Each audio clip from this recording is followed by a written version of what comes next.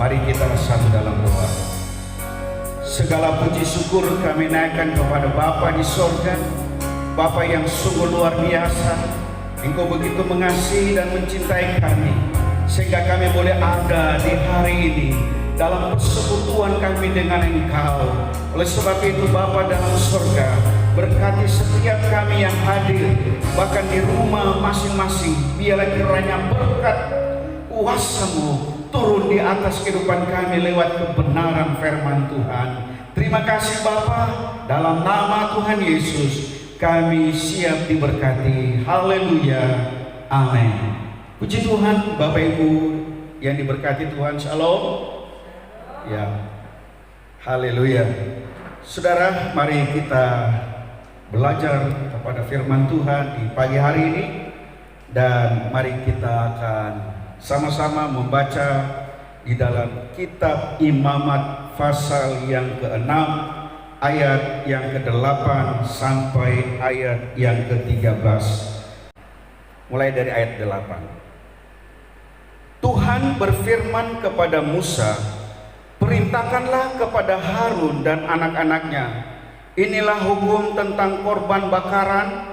Korban bakaran itu harus tinggal di atas perapian di atas mezbah semalam-malaman sampai pagi, dan api mezbah haruslah dipelihara menyala di atasnya." Ayat 10. Imam haruslah mengenakan pakaian lenannya dan mengenakan celana lenan untuk menutup auratnya. Lalu ia harus mengangkat abu yang ada di atas mezbah sesudah korban bakaran habis dimakan api, dan haruslah ia membuangnya di samping mezbah. Kemudian haruslah ia menanggalkan pakaiannya dan mengenakan pakaian lain, lalu membawa abu itu keluar perkemahan ke suatu tempat yang tahir. Api yang di atas mezbah itu harus dijaga supaya terus menyala, jangan dibiarkan padam. Tiap-tiap pagi imam harus menaruh kayu di atas mezbah, mengatur korban bakaran di atasnya, dan membakar segala lemak korban selama keselamatan di sana. Harus dijaga supaya api tetap menyala di atas mezbah, janganlah dibiarkan padam. Puji Tuhan, sedemikian jauh pembacaan firman Tuhan. Bapak Ibu Saudara yang diberkati, lewat pembacaan ini saya akan berbicara mengenai sikap hati ketika berada di hadirat Tuhan. Sekali lagi, sikap hati ketika berada di hadirat Tuhan. Bapak Ibu Saudara yang dikasihi Tuhan, kita lihat di dalam ayat 8 dan 9 jelas di sana dikatakan Tuhan berfirman kepada Musa. Artinya Tuhan berbicara kepada Musa. Apa yang disampaikan saudara-saudaraku merupakan satu perintah yang harus dilakukan. Dalam hal ini dikatakan perintahkanlah kepada Harun dan anak-anaknya, karena mereka sebagai imam. Saudaraku yang kekasih di dalam Tuhan Yesus Kristus, saya percaya ketika Harun dan anak-anaknya mempersiapkan segala sesuatu yang harus dilakukan, maka saya percaya dia menyiapkan tidak sekedar asal-asal, tetapi benar-benar dilakukan dengan penuh keseriusan, penuh kesungguhan. Nah, oleh sebab itu Bapak Ibu Saudara yang dikasihi, ada beberapa hal yang menarik yang perlu kita pelajari, bagaimana agar supaya sikap hati kita ketika kita berada di dalam hadirat Tuhan benar-benar menyenangkan hati Tuhan, sesuai dengan apa yang dirindukan, sesuai dengan apa yang Tuhan mau. Ada 3 hal saudaraku. Pertama, ayat yang ke-9 di sana dikatakan perintahkanlah kepada Harun dan anak-anaknya, inilah hukum tentang korban bakaran. Hal yang pertama dikatakan hukum tentang korban bakaran. Ini berbicara aturan. Aturan saudara, artinya untuk mengadakan pendamaian bagi orang itu di hadapan Tuhan sehingga dia menerima pengampunan. Ayat yang ke-7 berkata, imam harus mengadakan pendamaian bagi orang itu di hadapan Tuhan sehingga ia menerima pengampunan atas perkara apapun yang diperbuatnya sehingga ia bersalah. Saudaraku yang kekasih, jadi ketika kita datang kepada Tuhan dengan kesungguhan hati, itu menunjukkan bahwa kita rindu agar supaya kita dipulihkan oleh Tuhan. Siapapun, saya percaya setiap kita manusia, kita tidak lepas yang namanya kesalahan. Kita tidak lepas dari yang namanya dosa. Karena apa? Kecenderungan manusia untuk berbuat adalah dosa. Oleh sebab itu, saudaraku, sebagai orang yang berdosa, kita harus menyadari bahwa sesungguhnya kita perlu diampuni. Ada pemulihan terjadi.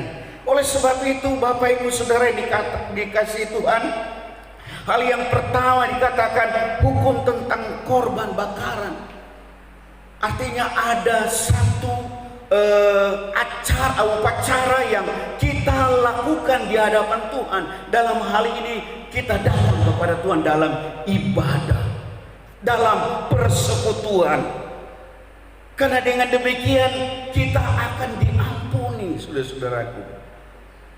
Ada banyak dosa yang tidak diampuni karena tidak diakui di hadapan Tuhan. Tetapi saya yakin percaya ketika engkau datang kepada Tuhan, engkau menyadari bahwa engkau adalah orang berdosa. Engkau orang-orang yang membutuhkan Tuhan. Dengan demikian engkau datang dengan sikap hatimu terbuka di hadapan Tuhan untuk minta supaya engkau dijamah dan diberkati Tuhan. Saudaraku yang kekasih di dalam Tuhan Yesus Kristus, seperti yang saya katakan, ini berbicara aturan. Saudara, kalau kita mau diselamatkan, kita mau dipulihkan, kita harus datang kepada Tuhan. Dengan demikian, saudaraku, engkau yang berdosa, engkau yang sudah melakukan kejahatan di hadapan Tuhan, engkau akan diampuni oleh Tuhan. Dan ini merupakan satu aturan yang Tuhan sudah tetapkan. Saudaraku, sama dengan orang yang ada di penjara. Saudaraku, ketika orang itu melakukan aturan-aturan yang diberikan oleh lapas atau di dalam penjara, saudaraku, maka dia akan ada yang namanya remisi, akan mendapatkan remisi, dalam arti ada pengurangan masa tahanan. Mengapa? Karena dilihat bahwa orang tersebut melakukan atau mengindahkan aturan-aturan yang ditetapkan selama ada di lapas itu, saudaraku. Dan ini merupakan sesuatu hal yang menarik. Nah, oleh sebab itu, Bapak Ibu Saudara yang dikasihi Tuhan, aturan ini harus dilakukan dengan benar, bukan sekedar asal-asalan. Oleh sebab itu, kalau kita mengikuti aturan yang Tuhan tetapkan, maka saya yakin percaya saudara akan mengalami yang namanya pengampunan dari Tuhan. Yang kedua, saudaraku, kita lanjut. Yang kedua dikatakan ada korban bakaran di atas mezbah. Perhatikan baik ayat yang ke-9. Korban bakaran itu haruslah tinggal di atas perapian, di atas mezbah semalam-malaman sampai pagi, dan api mezbah harus dipelihara menyala di atasnya. Saudaraku, selalu ada binatang yang harus dikorbankan. Dan saudaraku, dikatakan imam harus memakai pakaian yang ditetapkan, yang sudah ditentukan, saudaraku. Seperti yang dikatakan ayat 10 dan ayat 11, imam harus mengenakan pakaian lenannya dan mengenakan celana lenan untuk menutup auratnya. Lalu ia harus mengangkat abu yang ada di atas mezbah sesudah korban bakaran habis dimakan api, dan haruslah ia membuangnya di samping mezbah. Ayat 11, kemudian harus ia menanggalkan pakaiannya dan mengenakan pakaian lain, lalu membawa abu itu keluar perkemahan ke suatu tempat yang tahir. Bapak Ibu Saudara yang dikasih, imam harus memakai pakaian sebagai yang diwajibkan, yang diharuskan. Saudaraku yang kekasih, artinya imam punya tugas khusus untuk mengatur atau memanage tempat ibadah itu dengan menggunakan atribut yang sudah ditentukan atau sudah ditetapkan.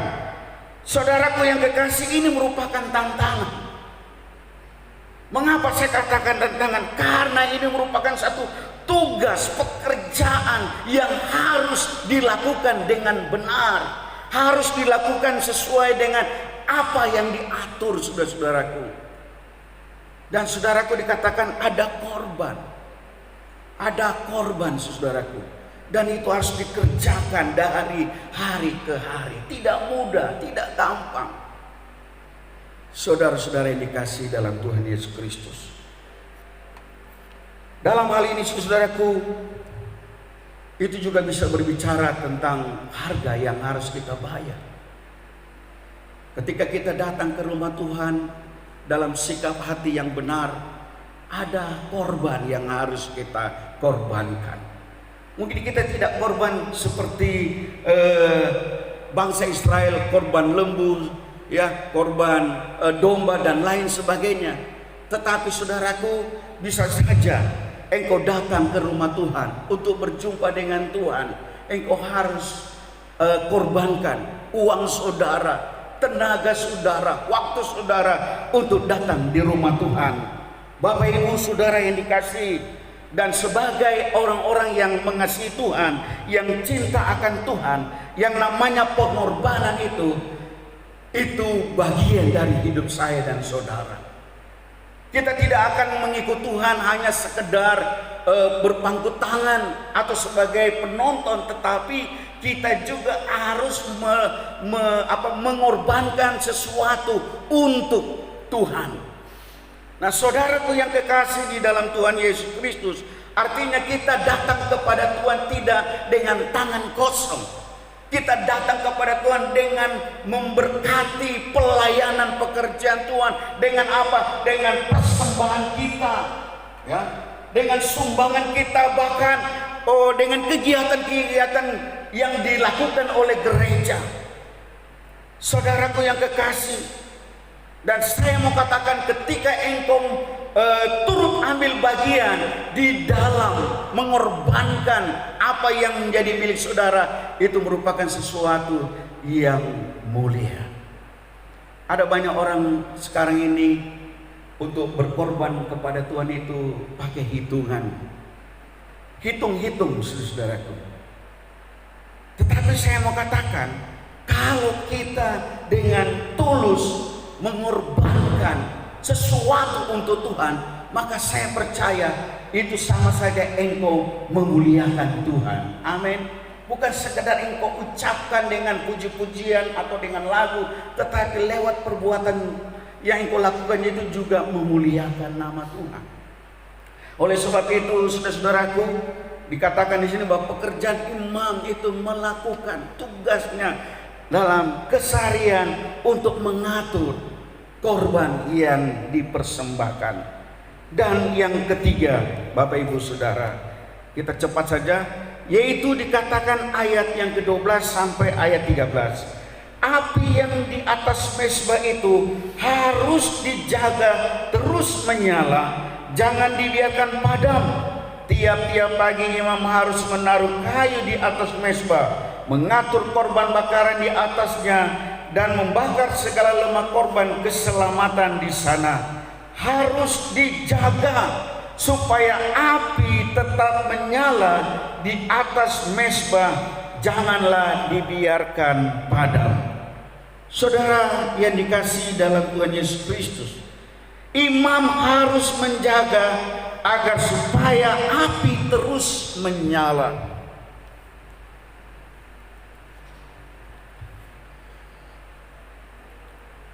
Tiap-tiap hari imam harus menaruh kayu di atas mezbah agar supaya api itu tidak padam.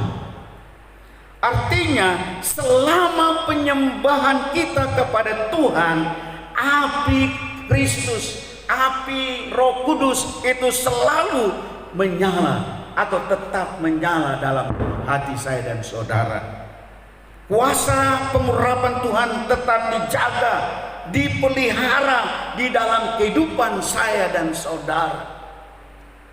Nah, yang menjadi persoalan, bagaimana api yang ada dalam diri saudara selama masa COVID-19 ini, apa masih menyala atau sudah padam? Nah, ini dari satu perenungan buat kita.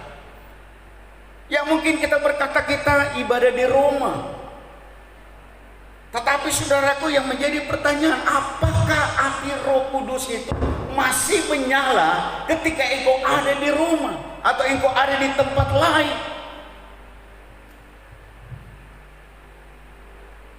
Saudaraku yang kekasih di dalam Tuhan, hendaknya kita harus pahami dan mengerti, dimanapun saya dan saudara berada, seharusnya api itu harus tetap menyala. Yang setuju katakan amin. Sekalipun engkau di rumah, engkau di jalan, dimanapun saudara berada, tetap api Roh Kudus itu harus menyala. Nah, bagaimana supaya kita memelihara api itu, saudara-saudaraku? Kalau dikatakan di sini bahwa mereka harus menaruh kayu api, ya, artinya ada bahan yang harus ditaruh di atas mezbah itu, yaitu berupa kayu api, saudaraku, supaya api itu tetap menyala.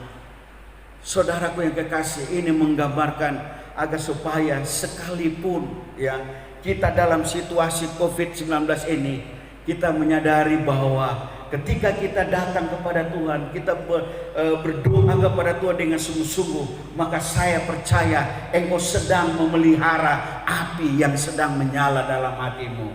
Amin. Ketika engkau sungguh-sungguh dengan setia kepada Tuhan, engkau berdoa, engkau beribadah kepada Tuhan, itu menunjukkan bahwa engkau sedang menjaga api Roh Kudus yang ada di dalam hidupmu. Saudaraku yang kekasih, ini penting, sangat penting dalam situasi ini. Biarlah kiranya sikap hati kita ketika kita datang kepada Tuhan benar-benar mengalami satu pemulihan yang luar biasa. Dalam situasi kondisi ini kita benar-benar merasa ada pertumbuhan, ada perkembangan di dalam kehidupan saya dan saudara secara rohani. Tidak dibatasi, saudaraku, dengan situasi kondisi ini. Karena situasi kondisi ini kami harus beribadah di gereja. Memang berbeda, saudaraku. Tetapi saya mau katakan, kalau engkau tetap memelihara, menjaga hatimu, sikap hatimu terhadap persekutuanmu dengan Tuhan dalam ibadah, maka saya yakin percaya api itu tetap menyala. Oleh sebab itu, Bapak Ibu Saudara, intinya ketika kita hidup dalam Tuhan, kita harus tetap mengikuti apa yang diajarkan lewat firman Tuhan sebagai hukum Tuhan atau aturan yang telah ditetapkan kepada saya dan saudara. Dan mari kita beribadah dengan benar dan mengikuti perintahnya, maka kuasa Tuhan akan terus bekerja dan memberi gairah atau semangat hidup dan terus menyala-nyala bagi Tuhan. Amin. Mari kita berdoa. Terima kasih Bapa di dalam sorga, di dalam nama Yesus kami bersyukur lewat kebenaran firman-Mu yang telah kami dengar pada pagi hari ini. Biarlah kiranya menjadi berkat bagi kehidupan kami. Kami rindu agar supaya api kuasa Roh-Mu tetap menyala dalam kehidupan kami. Sekalipun Tuhan kami hidup di tengah-tengah masa COVID-19 ini, akan membuat kami lebih bersemangat, lebih lagi Tuhan berapi-api di dalam Engkau.